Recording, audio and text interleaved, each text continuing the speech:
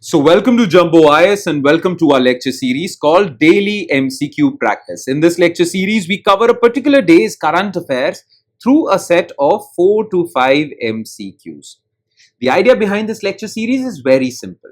We want you to develop this habit of practicing current affairs or revising current affairs through MCQs. Plus, we want you to develop this habit of practicing MCQs on a daily basis. Therefore, through this lecture series, you will practice MCQs from current affairs on a daily basis, because this would not only help you to revise your current affairs, but would also give you the much needed MCQ practice, which would come in really handy for you whenever you are going to appear for your prelims examination. So make this lecture series a part of your daily routine, a daily habit of yours. Okay then, let's begin today's session with question number 1. Consider the following statements regarding criminal proceedings against a sitting judge. A sitting judge is considered a public servant under Prevention of Corruption Act, and thus an FIR can be registered against him or her. The prior sanction for prosecuting a sitting judge will be taken from the President of India. The Supreme Court has an in-house inquiry mechanism against an errant judge, through which it can remove a judge from his or her duty. Okay, how many of the above statements are correct? Now listen to me carefully. The thing is, there is a law in our country which is known as Prevention of Corruption Act. Under this Prevention of Corruption Act, if there are credible allegations against public servants,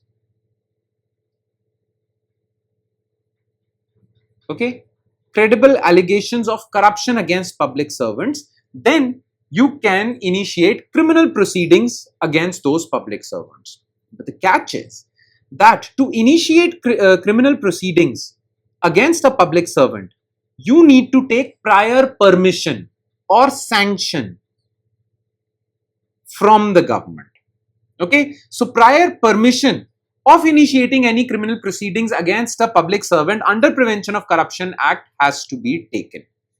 Now, what about judges? Are sitting judges considered public servants so that FIR or criminal proceedings can be lodged against them under PCA? Yes. Sitting judges are considered public servants under Prevention of Corruption Act, and thus an FIR can be registered against him or her. That is absolutely correct. And this was made clear by the Supreme Court in 1991. Okay, under K. Veeraswamy judgment. K. Veeraswamy case. So, sitting judges, whether that of a High Court or a Supreme Court, is a public servant. But as mentioned in PCA, to prosecute public servants, you need prior sanction. Now, generally, the sanction giving authority is the authority that has appointed that public servant. That means if it is an IS officer, okay, then IS officers are appointed by the president. So, the sanction giving authority would be the president. Now, similarly, judges are also appointed by the president. So, can a president give sanction to prosecute a judge? Well, in 1991, Supreme Court made it clear that if you give the power of sanction to the president, well, that would give the power of sanction to the executive, and that would harm independence of the judiciary.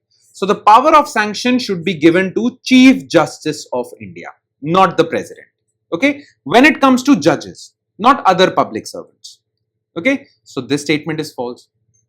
Now, the Supreme Court says that if there are allegations of corruption against a judge or misbehavior, then Supreme Court has an in-house inquiry mechanism to conduct an inquiry against that judge. But even the Supreme Court cannot remove that judge. The most that they can do is transfer a judge of a High Court. Okay, so this is also false. Only one answer is A. Question 2. Which of the following statements are correct regarding the Iron Dome of Israel? It is a short-range ground-to-air air defense system that uses Tamir interceptor missiles. The system uses a network of satellites and ground-based radars to detect and monitor incoming aerial threats. The system was developed in the aftermath of Israel-Egypt Yom Kippur War in 1973. So we all know about the much renowned and the famous Iron Dome of Israel, which basically allows Israel to defend against aerial threats, whether they are rockets, drones, missiles, everything. Okay. under this Iron Dome, what happens is that in case a missile is launched on Israel or a rocket is launched on Israel, well, Israel launches Tamir interceptor missiles which would intercept those rockets mid-air and destroy them. Okay. Now this system is a short-range ground-to-air air defense system. Absolutely correct. Now this system uses ground-based radars to detect and monitor incoming aerial threats, but it does not use satellites. It does not have that technology. Only radars are used to detect aerial threats. So this is false. Now this system was developed by Israel after 2006. After 2006, Israel-Lebanon war. Not Israel-Egypt Yom Kippur war. So this is false. Answer is B. Only one. Question 3. Which of the following are correct regarding the proposed Golden Dome of USA?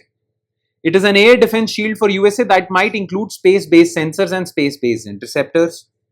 If the system uses space-based interceptors, then USA would be in violation of Outer Space Treaty that prohibits weaponization of space.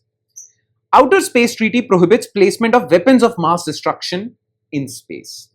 Now look, USA is developing their own air defense system, air defense shield, which is named Golden Dome. How Golden Dome would be high-tech and the best in the world would be that Golden Dome would use satellites as sensors for detecting and monitoring aerial threats, and would also use satellites not just for detection, they would also use satellites for launching missiles to intercept these aerial threats. So satellites can also launch interceptor missiles and can even detect aerial threats through sensors. Okay, that would mean that USA is going to place weapons on its satellites. Okay, so first statement is correct. But weaponization of space is partially prohibited under the Outer Space Treaty.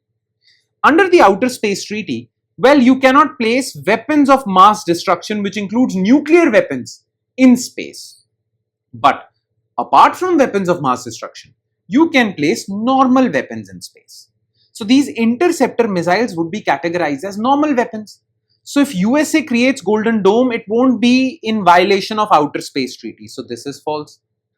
Okay, this is correct. Outer Space Treaty prohibits placement of weapons of mass destruction in space. This part is correct. Okay, so the answer is 1 and 3 only, D. Question 4. Consider the following statements regarding International Booker Prize. Instituted in 1969, this annual award recognizes literary work of fiction translated into English and published in UK or Ireland. The prize money for this award is distributed equally between the writer and the translator.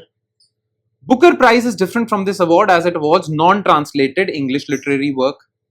No Indian citizen has ever won a Booker Prize. Okay. So the thing is, first of all, let me make this correction. It is 2005. So yes, International Booker Prize is instituted in 2005 and it is an annual award that recognizes literary work of fiction which was written in some other language but translated into English. Yes.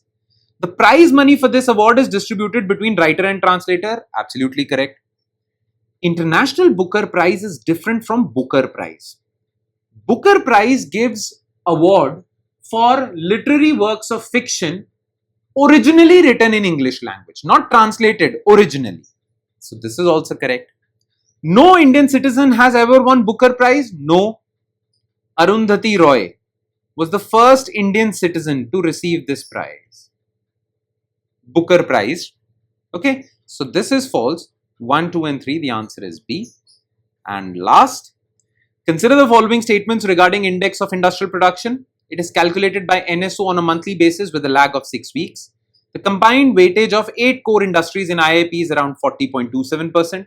Highest weight within core industries is allocated to electricity and the lowest weight is given to fertilizer sector. So index of industrial production is definitely calculated by NSO, which is under Ministry of Statistics and Program Implementation. It is calculated on a monthly basis with a lag of 6 weeks. Absolutely correct.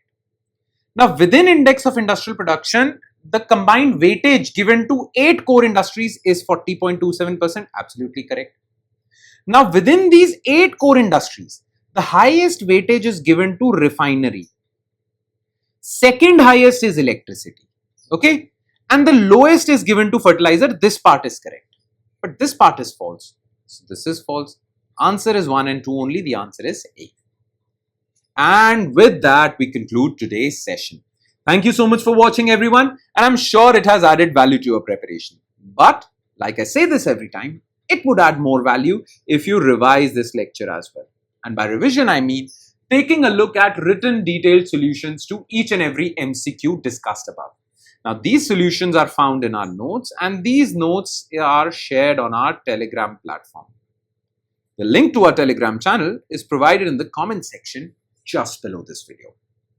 On that note, I'll be signing off with the promise of seeing you again with another set of MCQs. Thank you, everyone.